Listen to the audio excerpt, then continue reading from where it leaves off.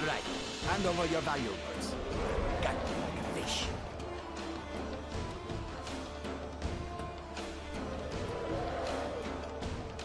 Well, I can see you're not one to be trifled with.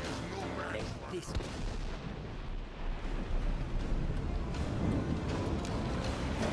Want to have your clip featured in the Skyrim clip of the week? Simply record the clip on your Xbox and then send it to me via message. My gamertag is iRyeni, that's IRYENI, and you can message it to me over Xbox and I'll be able to view it. I look forward to seeing the clips that you guys send me.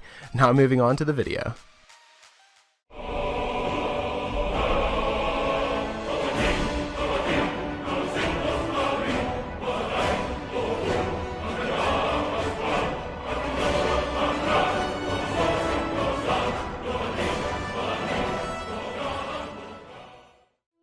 Hey, what's up guys, it's Ryan and welcome back to another episode of Modded Monday. We're on week number 127 now guys. I've picked out 5 new mods for you guys to check out and perhaps add them to your load order if you find them interesting. So let's just jump straight into it. Starting off at our number 5 spot, we have Billyro's Weapon Compendium. Now this mod contains 8 new weapons that have been merged into one mod. The weapons included are the Evening Star, which is a big spiky ball on a stick that brings great destruction. Can be crafted at any forge, along with the Gallantry, which can be found in the Blackbriar Lodge, which I'm showing you right now. There's also one more that can't be crafted at the forge, and it's called Yggdrasil.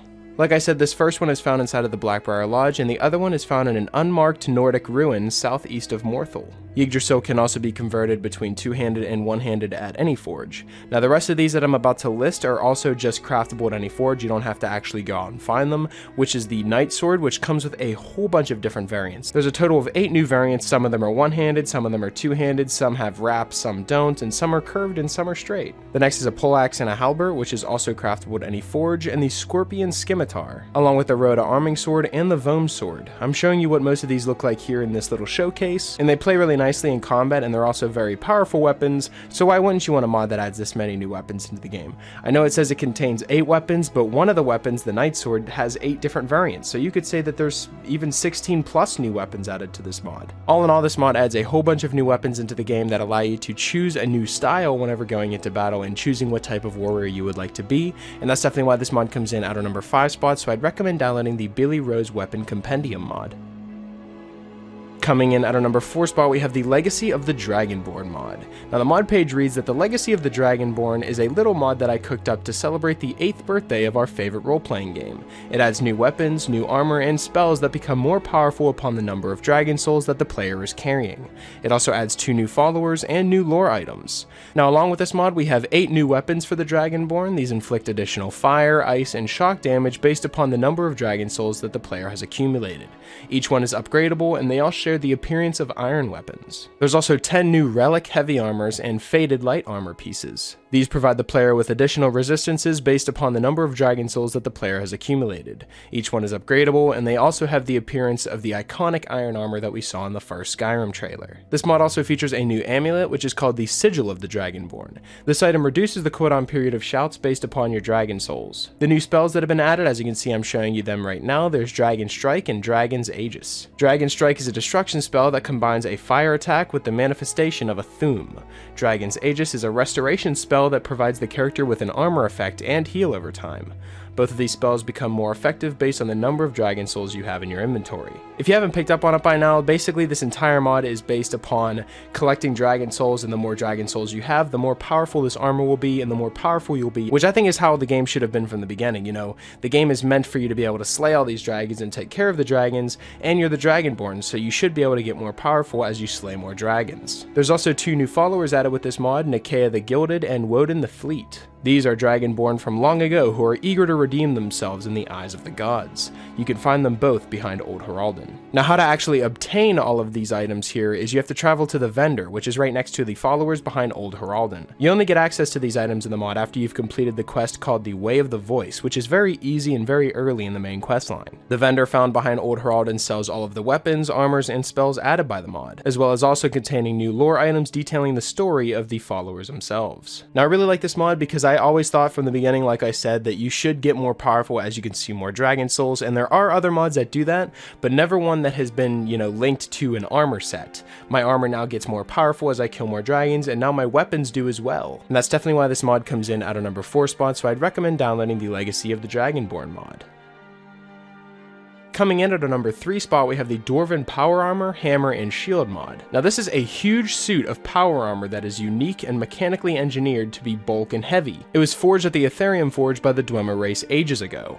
Now the mod page reads that until the days of the events of the Elder Scrolls V, the Dwarven Power Armor was just a legend, about a powerful suit lost in time. But a group of Thalmor found the armor and are planning to use it against the College of Winterhold, as part of the plans from Encano and the Thalmor. You will find the Thalmor general who found it, along with his guards protecting it inside of the Dwemer ruin of Zulft. This is during the Mage College's main quest, and you will need to defeat them in order to obtain the power suit. If you are already the Archmage, you can still find them there. Now the general that is using the suit also possesses a powerful Dwarven Ethereal Battle Hammer and a Dwarven Ethereal Shield. You can loot them too. And this suit is made to be used in dangerous fights against very powerful foes, and not to be used as regular armor, since the power suit and the hammer are very, very heavy. You cannot lockpick properly whenever wearing this armor, and you can be easily detected. You can also not regenerate stamina while using it, but you also have a big resistance to damage and magic. You also have water breathing, increased melee force, and immunity to diseases and poisons. So it's basically a tanker armor, but can also be used by light armor characters as an emergency resource in hard trials. So it's fair and balanced, and also fits in with the lore as well as the gameplay mechanics. The armor is unisex and can be used by all playable races. It's also a unique piece with stats correctly created to a full suit of armor. But you can equip rings and amulets below the power suit. So actually putting on the power armor and walking through the streets of Whiterun or just any type of area that you're going into, you're going to be moving extremely slow, which is to be expected because it's a large heavy suit of power armor, but the amount of damage you do and the type of blows you can make just make it so it's extremely worth it if you plan on making a character who is based on heavy armor, or if you really need some extra health and are about to die in a battle. It's definitely something that you can equip to get a better stance on your enemy. Altogether, this armor is extremely intimidating. No matter where you go, you're going to look like an absolute badass just going through with your Dwarven power armor and swinging your huge heavy warhammer everywhere. It's just extremely satisfying to use, and that's why it comes in at our number 3 spot, so I'd strongly recommend downloading the Dwarven power armor, hammer, and shield mod. Coming in at a number 2 spot, we have the Additional Music Project mod. Now there's 2 different versions of this mod. There's the Additional Music Project Replacer version and just the original version. The original version just adds to the rest of the tracks that you have in your current playlist, and the Replacer version actually just gets rid of everything that you have in your playlist, and it'll just have the Additional Music Project music. Currently, this mod has over 60 tracks for 3 hours, 43 minutes, and 53 seconds of music. And they are all custom made because the mod page reads that this mod is all about music. I write and I write and I write, play test and upload the result for the world to hopefully enjoy. It comes as a regular version, adding music to original Skyrim, or as a replacer version, which disables but doesn't delete the original music. He's also put a lot of these tracks up for sale as well, so this is a very serious project. Now, I'm actually a really big fan of the tracks that are featured in this mod, and it brings me back to the mod that we covered a couple weeks ago, the Celtic Music mod. They are pretty much the same size, but I feel like this one and Celtic are really strong competitors because they add very, very lore-friendly music, and it's really hard to decide which one I like better, so give this one a listen and try to decide for yourself.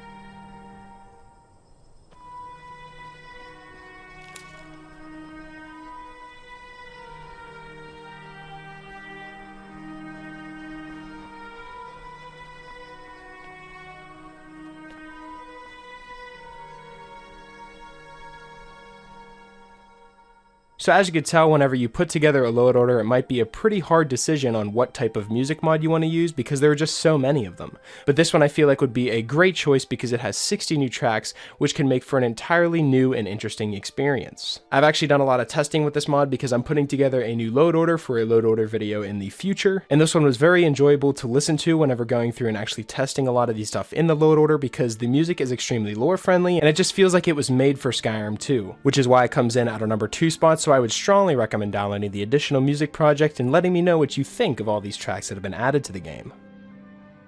Coming in at our number 1 spot, we have a small yet amazing mod called Animated Clutter. Animated Clutter adds animations to several objects that the player is able to interact with. These objects would originally have no animations, an example of this being a knapsack or like a satchel or something like that. I'm going to be showcasing a few of them, but the ones that are included are the common barrels, which have opening and closing animations. The Thieves Guild caches also have opening and closing animations. The Wrapped Dragger you can open now, the Orc End Table, the Noble Chest, Shack Doors, Spider Sacks, Dwemer Dressers, Solitude Palace Doors, Sovngarde Mead Barrels. The list just goes on and on and on. It even covers Imperial Trapdoors, Noble Coffins, Poor Coffins, Rift and Sewer entrances, all the sacks in the vanilla game, Strong Boxes, Winterhold bookcases, and even beehives. This mod as a whole greatly enhances the immersion whenever going through and doing a bunch of looting, and it's very noticeable as well. You will notice it right away, all of the animations that have been added, and it's definitely a mod that is going to be staying on my load order, and that's definitely why this mod comes in at our number 1 spot, so I'd strongly recommend downloading the Animated Clutter mod. So that's pretty much it for this week's episode of the top 5 Skyrim mods of the week. Hopefully you guys did enjoy, and if you did, I'd appreciate it if you left a like and subscribe if you're new. It really helps me out a lot. And if you have any suggestions for mods you'd like me to cover in future top 5 mod episodes, be sure to let me know in the comment section below, or you can follow me on Twitter. I'll be sure to leave my Twitter in the description, and you guys can follow me on there and leave me suggestions through there as well. Shout out to my Patreon supporter. Thank you so much for everything that you've done for me. And yeah, that's pretty much it. Hopefully you guys did enjoy, and I will talk to you guys later.